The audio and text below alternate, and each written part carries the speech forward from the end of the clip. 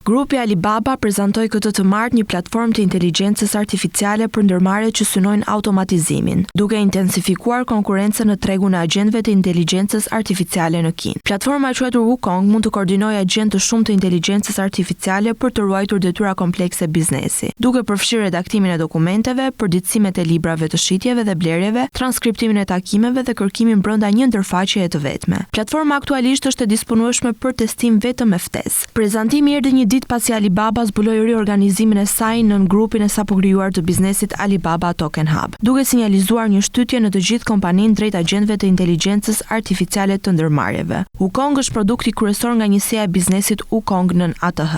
Përdoruesit mund të hyjnë në Wukong si një aplikacion të pavarur për desktop ose përmes DingTalk, platformës së bashkëpunimit të Alibabas, e cila u shërben më shumë se 20 milion përdoruesve të korporatave. Platforma do të lidhet me shërbime të tjera të mesazheve, duke përfshirë Slack, Microsoft Teams dhe WeChat, sipas një njoftimi përshtyp. Ky veprim vjen në një kohë kur OpenCloud, një mjet agjendësh me burim të hapur për inteligjencën artificiale, ka pushtuar Kinën javët e fundit me përdorues që janë të etur të instalojnë dhe eksperimentojnë me produkte të agjentëve artificial. Kjo i ka shtyrë firma teknologjisë të bashkohen këtij trendi, edhe pse autoritetet paralajmërojnë për rreziqe sigurie. Kompanitë përfshirë ByteDance, Tencent dhe startup inteligjencës artificiale Zhipu kanë lançuar gjithashtu oferta të ngjashme.